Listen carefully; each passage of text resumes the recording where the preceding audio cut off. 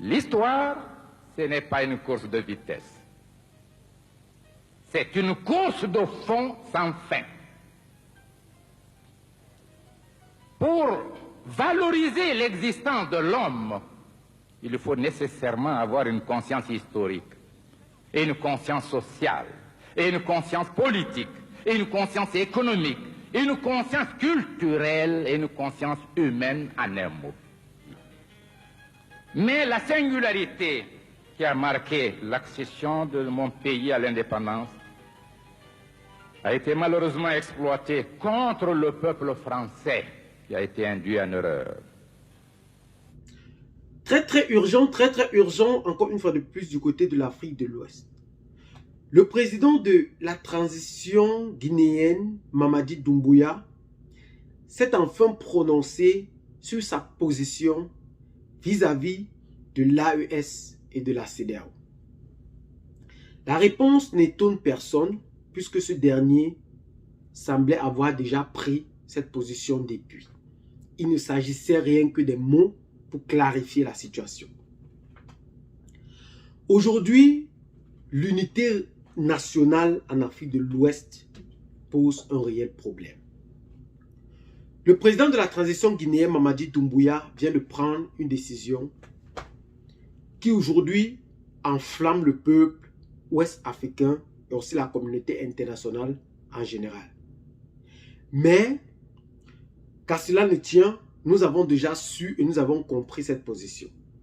Le président Mamadi Doumbouya vient de dire officiellement qu'il est pour l'union du peuple africain et non pour la division. Et qu'il réitère sa ferme conviction à l'attachement de son pays à la CEDEAO, traitant ainsi l'AES de division. Mais il y a des choses que j'aimerais vous faire comprendre très claires, très clairement, et que vous deviez réellement savoir. Le président Mamadi Doumbouya parle en effet d'une union sur le plan africain. Parlant d'abord de l'Union africaine. Quand on comprend en réalité, l'union, c'est une coalition, une liaison entre deux ou plusieurs personnes, ou même une chose. Mais sur le plan de l'Union africaine, nous voyons, qu'est-ce qui unit réellement les Africains? D'ailleurs, on appelle cela la réunion des chefs d'État. La CEDEAO a deux choses, l'Union africaine autant pour nous, a deux choses qui unissent les Africains. Les fonctionnaires et l'argent. Les fonctionnaires sont sélectionnés. Je dis bien sélectionnés par les pays occidentaux qui financent l'organisation. On va dire, genre, toi ou toi ou toi, ou tel pays, voici ta participation et voici le nombre de personnes que tu pourras intégrer à l'organisation cette année, ou peut-être l'année prochaine. Et aussi, sur le plan financier, nous savons qui finance la CEDEAO. L'Union africaine, autant pour nous. L'Union africaine est financée réellement par les pays occidentaux. Mais rien n'étonne personne.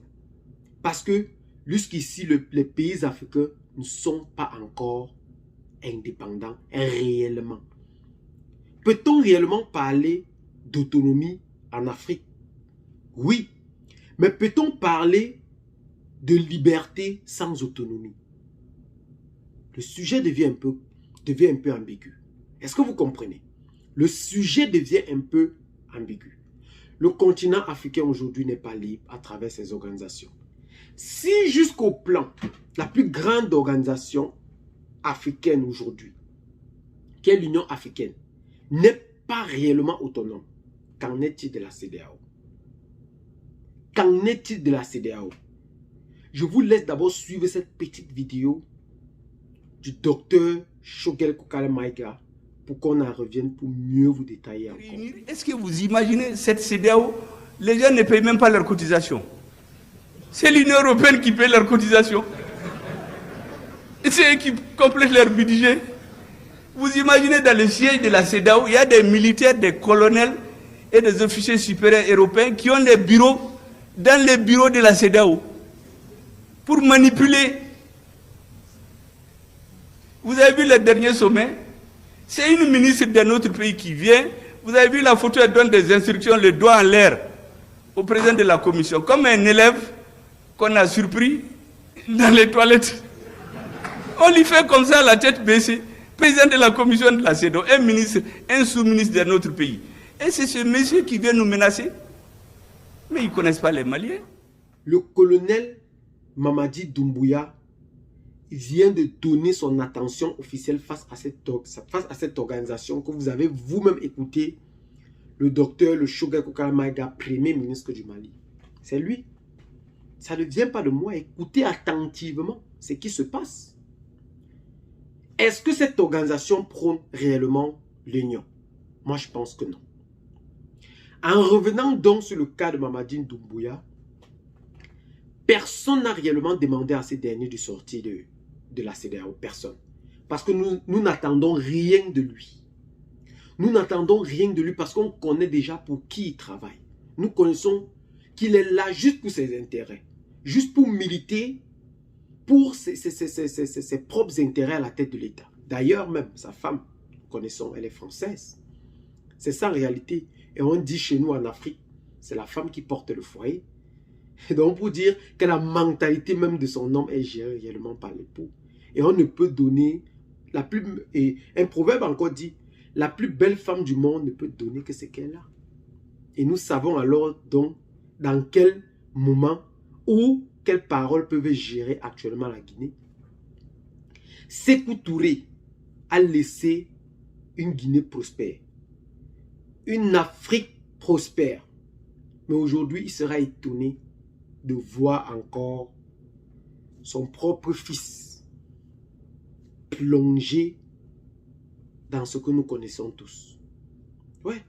Lui-même, Sékou Touré sera étonné.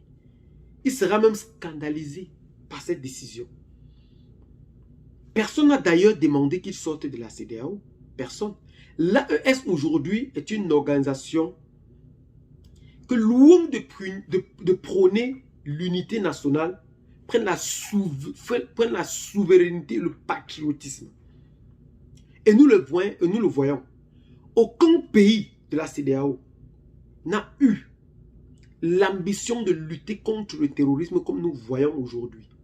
Le Burkina Faso est allé défendre le Mali à Tinzouanten pour repousser les forces ennemies sur le sol malien.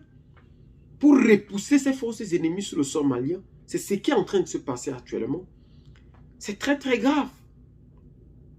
Et aujourd'hui, on va nous parler on prend quelle division? Réellement, de quelle division on parle? D'ailleurs, le mot division n'est qu'un mot.